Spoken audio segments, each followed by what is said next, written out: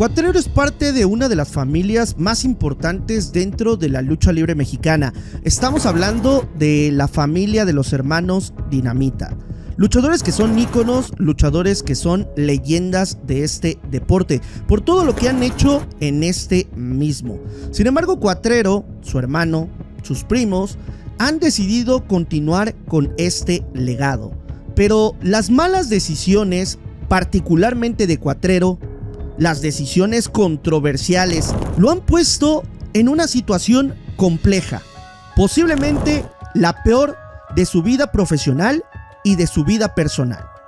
Pero ¿cómo es posible que uno de los luchadores más prometedores, no solamente de la familia Dinamita, sino de la lucha libre mexicana, haya terminado en una cuestión polémica y legal, que prácticamente estuvo a nada de destruir su carrera luchística?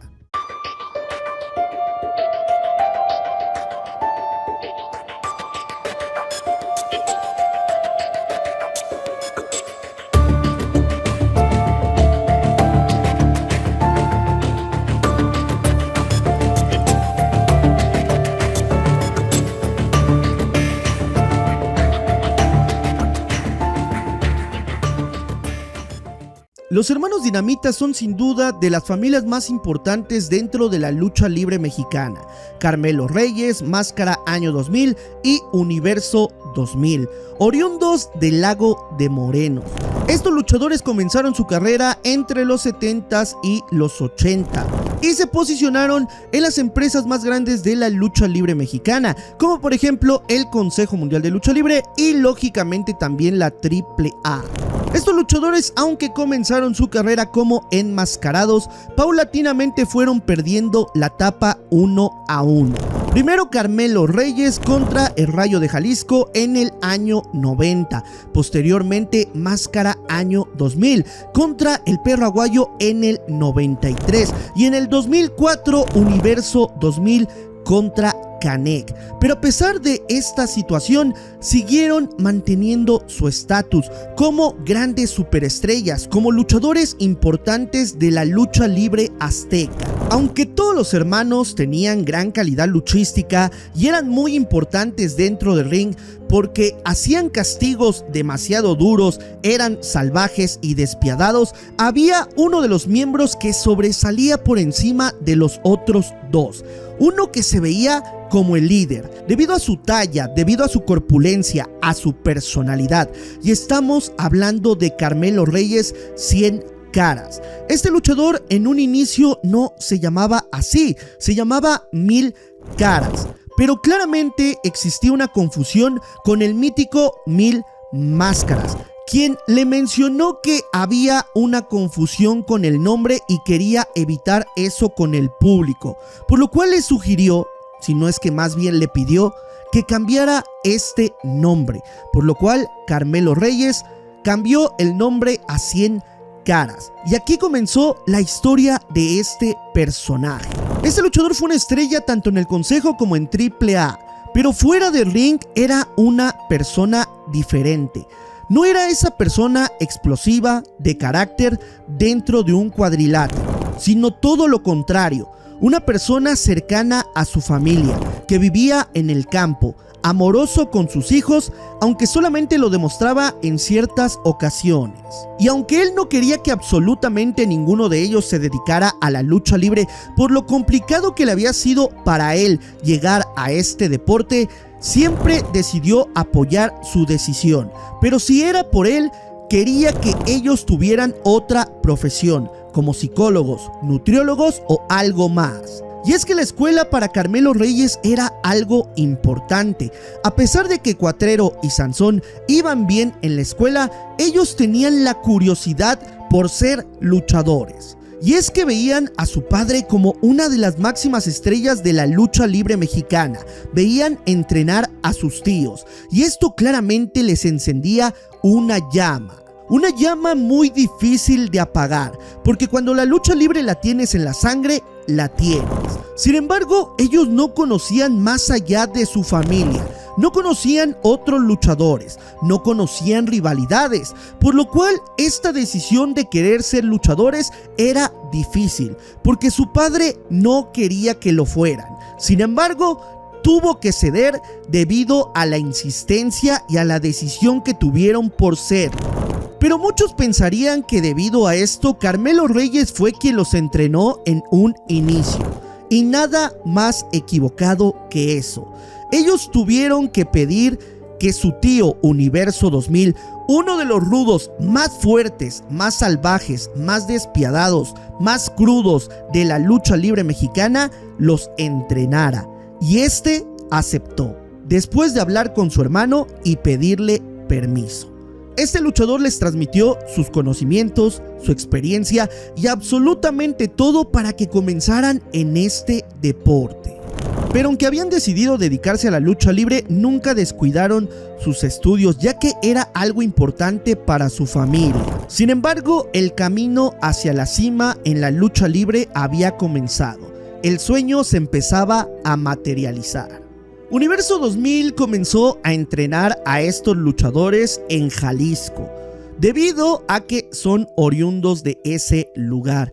Comenzó a transmitirle todo lo que necesitaban para poder ser luchadores, pero lo más importante, la ideología de que ellos serían la próxima generación, que tenían que tener su propia esencia, que tenían que despegarse de lo que habían hecho ellos, sus tíos, su padre, porque ellos iban a escribir una nueva historia.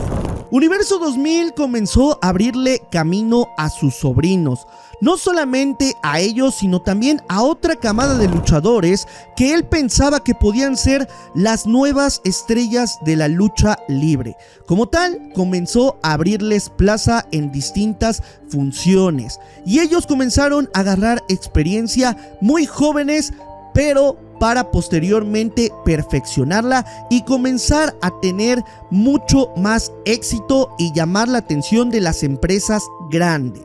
En aquel entonces, ni más ni menos que Universo 2000 trabajaba para la empresa del Consejo Mundial de Lucha Libre, por lo cual al poco tiempo pudo meter a estos luchadores para trabajar en la Arena Coliseo de Guadalajara. Sin embargo, el personaje de Cuatrero no había sido creado como tal, ya que él trabajaba como máscara universal, rindiendo tributo a uno de sus tíos y como una derivación de uno de sus nombres. Sin embargo, su padre, quien no estaba involucrado en aquel entonces ni en los entrenamientos ni en la carrera de sus hijos, le dio una sorpresa a Cuatrero, y es que cierto día le preparó algo inesperado. Le dio el nombre y personaje de Cuatrero. Le explicó qué significaba este personaje, qué significaba para el rancho, para el campo.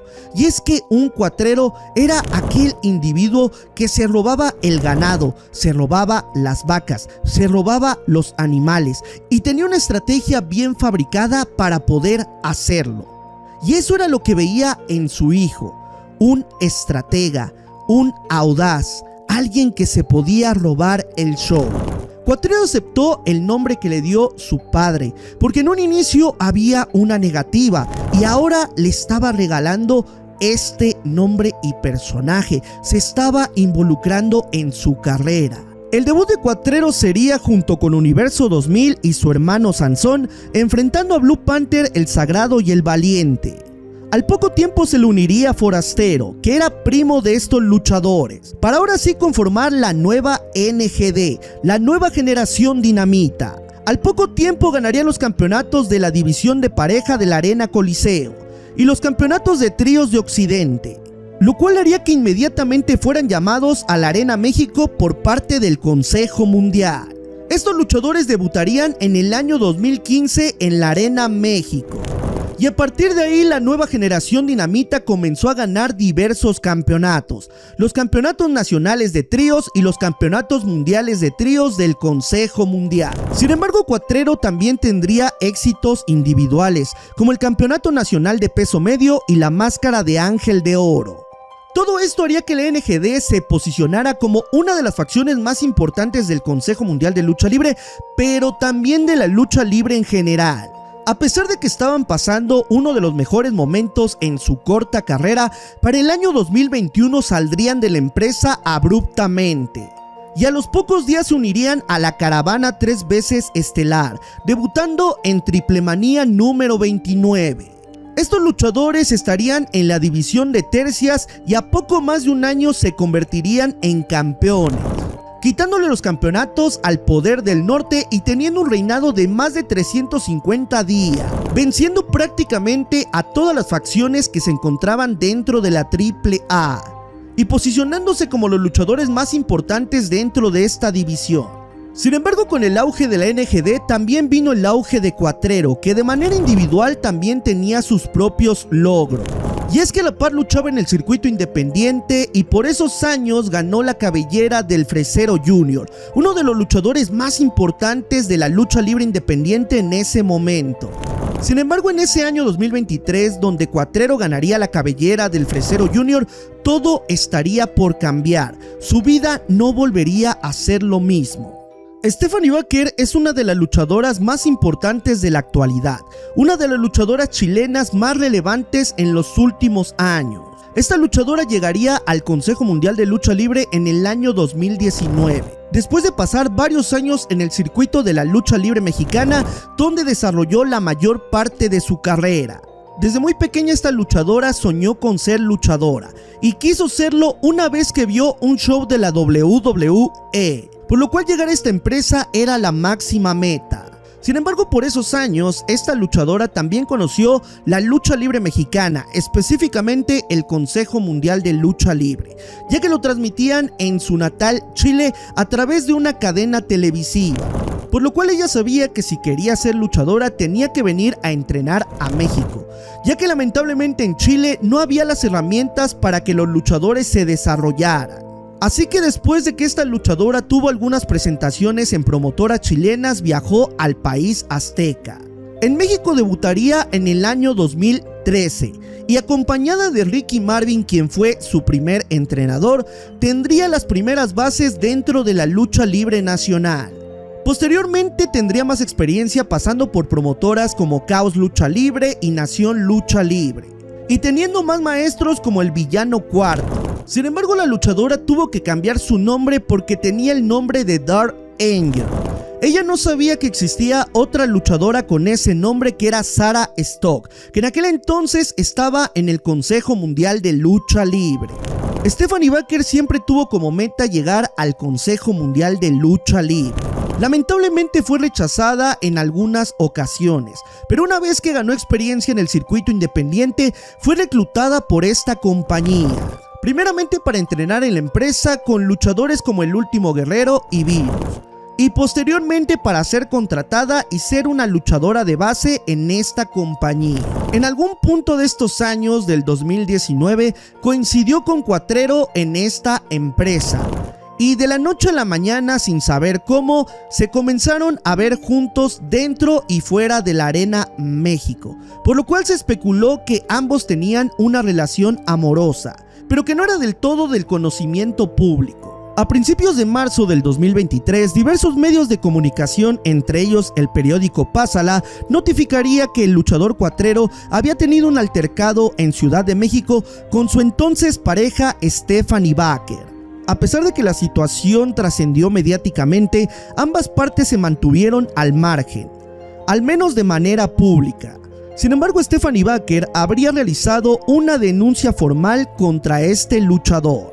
Por su parte, Cuatrero decidió tener una postura mucho más reservada, incluso asesorándose con abogados para evitar hablar del tema, mencionando que estaba siendo acusado mediáticamente de un delito, en el cual se presumía presunción de inocencia, y que los medios de comunicación estaban afectándolo debido a este tema, por lo cual tendrían consecuencias legales todos estos medios que lo estaban afectando indirectamente. Lamentablemente esta situación fue escalando con el paso de los días y varios medios de comunicación le dieron cobertura. En un evento musical llamado The World is a Vampire en la Ciudad de México, y en un evento organizado por el vocalista de los Smashing Pumpkins y dueño de la empresa de wrestling norteamericano NWA, Billy Corgan, en el cual habría música y encuentros de lucha libre entre la empresa norteamericana y la empresa mexicana AAA, Cuatrero sería abordado por medios de comunicación. Sin embargo, Cuatrero decidiría no hablar del tema, pero al poco tiempo sería detenido en Aguascalientes, México, y puesto a disposición de las autoridades de la Ciudad de México, que lo pusieron en prisión preventiva. Con el paso del tiempo fueron surgiendo fotos del caso, versiones oficiales y versiones no oficiales de qué fue lo que pasó en este encuentro con Stephanie Baker. Incluso salieron conversaciones de la luchadora Stephanie Baker con la Hiedra, que en aquel entonces era pareja del hermano de Cuatrero, Sansón, donde le platica esta situación que ha vivido y la Hiedra le aconseja que no haga absolutamente nada. Algo que al final acabaría afectando a la Hiedra, porque incluso Stephanie Baker tendría medidas legales contra esta luchadora, referentes a distanciamiento y acercamientos. El luchador Cuatrero fue enviado a prisión, específicamente al reclusorio Oriente. Cuatrero tuvo que adaptarse a un entorno desconocido para ese momento, cortarse el cabello largo que tanto tiempo le había costado dejarse crecer, por lo cual tendría que tener una forma distinta. Llegar a un lugar lleno de hostilidad, donde te mantienen aislado, donde tienes que lidiar en pequeñas celdas con 3 o 4 reos, en una prisión sobrepoblada, y que en 2023 se estimaba que tenía entre 8,000 y 12,000 reclusos, cuando la capacidad era máximo de 6,000. Cuatrero estaba en un lugar donde había gente que había sido recluida por crimen organizado, delitos menores y claramente también gente inocente. Pero no todo fue tan malo para Cuatrero, ya que este luchador se refugió en la lucha libre. Comenzó a entrenar y a hacer entrenamientos de lucha libre debido a sus conocimientos, y esto hacía que pudiera aislarse un poco de los problemas que tenía legales, esperando que todo saliera bien para él. Mientras afuera, Stephanie Baker estaba teniendo uno de los mejores años en la cuestión profesional dentro del Consejo Mundial de Lucha Libre. Y es que había ganado diversos campeonatos, entre ellos el Campeonato Mundial Femenil de las Amazonas, además de que estaba teniendo trascendencia internacional. Cuatrero tuvo mucho apoyo de su familia y de sus amigos, los cuales se llegaron a manifestar en calles e instituciones de gobierno para que esto pudiera esclarecerse. Pero por otra parte, Stephanie Baker tuvo apoyo del Consejo Mundial de Lucha Libre en aquel entonces, de amigos y de familiares que defendían su causa. Sin embargo, este proceso duró demasiado y Cuatrero tuvo que estar recluido por más de 2 años hasta el 2025. Y es que en este año saldría en libertad, pero sin tener un veredicto claro si era culpable o inocente, sino más bien él iba a estar en libertad, pero el proceso seguiría su camino, a espera de un veredicto oficial por parte de las autoridades. Es decir, Cuatrero estaba en libertad condicional a espera de que quedara en plena libertad o que fuera nuevamente recluido. En esa etapa, Cuatrero habló a distintos medios de comunicación de sus experiencias dentro del reclusorio y lo difícil que fue, mientras Stephanie Baker estaba en su mejor momento luchístico, habiendo pasado por empresas como AEW, el Consejo Mundial de Lucha Libre, New Japan Pro Wrestling y ahora estar en WWE como una de las máximas figuras femeniles. Sin embargo, a pesar de que Cuatrero seguía declarando su perspectiva de cómo fue su experiencia en este proceso, Stephanie Baker se mantenía al margen, dando pocas declaraciones y entrevistas sobre el caso, pero sí insinuando en sus redes sociales sobre el apoyo que tenía la familia de Cuatrero hacia este luchador, y prácticamente increpando la misma. En el año 2026, este caso llegaría a uno de los capítulos culminantes, pero no el final de este mismo. Y es que Cuatrero sería declarado como culpable de dichos delitos por los cuales fue acusado anteriormente por Stephanie Baker, por lo cual la Fiscalía de la Ciudad de México lo sentenció a casi 13 años de prisión. Sin embargo, el luchador estará en libertad condicional, bajo la supervisión de la autoridad, de manera que va a poder ejercer su profesión simplemente presentándose a firmar cada cierto tiempo, pero tomando distancia y no participando en los mismos eventos que Stephanie Baker, quien se cataloga como víctima en este caso. Aunque está más que claro que este proceso continúa y varias medidas se pueden tomar de ambas partes, como una apelación por parte de Stephanie Baker e incluso de Cuatrero. además de ciertos amparos dentro de este proceso. El caso de Stephanie Baker y Cuatrero prácticamente ha sido un fenómeno social derivado de la lucha libre, que como tal no se habla del deporte, pero que está relacionado a luchadores y que ha permeado a la propia sociedad. Y es que un caso similar jamás había sucedido dentro de este deporte. Jamás la lucha libre había estado a tanto escrutinio público. Si bien en el pasado algunos luchadores tuvieron casos similares, jamás tuvieron esta atención mediática. Una atención mediática que está derivada de las épocas en las cuales vivimos, de la cantidad de información que surge día a día, de las redes sociales e incluso de los propios aficionados que hablan sobre este tema. Este caso polarizó opiniones y perspectivas, no solamente de aficionados sino incluso de luchadores. Sin embargo, este caso también fue reflejo de la sociedad actual que vive el país. Una donde existen casos de mujeres violentadas, muchos obteniendo justicia y otros quedando impunes, así como de casos donde hombres son injustamente acusados, donde un sector de mujeres busca igualdad, equidad y mayores oportunidades dentro de la sociedad, pero otras tantas se pueden aprovechar de la vulnerabilidad que tienen. Y no necesariamente esto sucede en este caso en específico, sino en otros tantos más. Y es que en el país existen dos posturas: aquellas mujeres que son vistas como radicales, que exigen más derechos de los que deberían sin tener tantas responsabilidades, y aquellas que buscan justicia ante la vulnerabilidad de sus derechos. También esto reflejó algo demasiado grave dentro de la lucha libre, y es la desinformación. El cómo cualquier persona puede opinar de algo que no tiene conocimiento, simplemente porque empatiza o no empatiza con una figura pública, porque le gusta un luchador o porque no le gusta un luchador, y porque cree que un luchador es culpable o no culpable de algo, sin ser realmente esto la verdad, ejerciendo su libertad de expresión pero sin tener opiniones claramente argumentadas y sostenidas.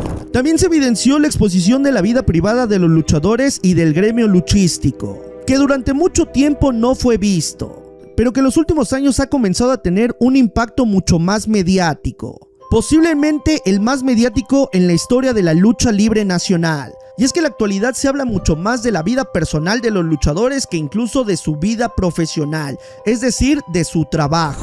Por lo cual es trabajo de las empresas y luchadores mantener esa delgada línea, mantener la vida privada como privada y alejar a la persona del personaje. También esto evidenció la salud mental de las personas y las relaciones amorosas, que cuando a veces no son buenas o son conflictivas, pueden llegar a consecuencias mucho más graves, independientemente de quién sea el culpable.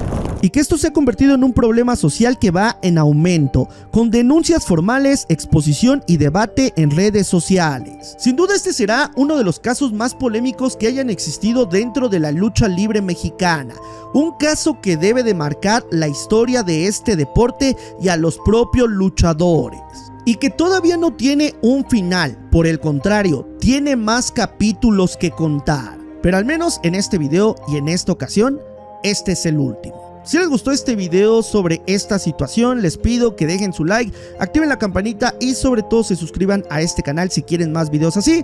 Podemos hablar de situaciones profesionales y de situaciones que tienen que ver también con esta parte privada, pero que son del orden público. Así que dejen sus sugerencias y si les gustó, suscríbanse a BTM Wrestling. Recuerden que yo soy BTM. Hasta luego.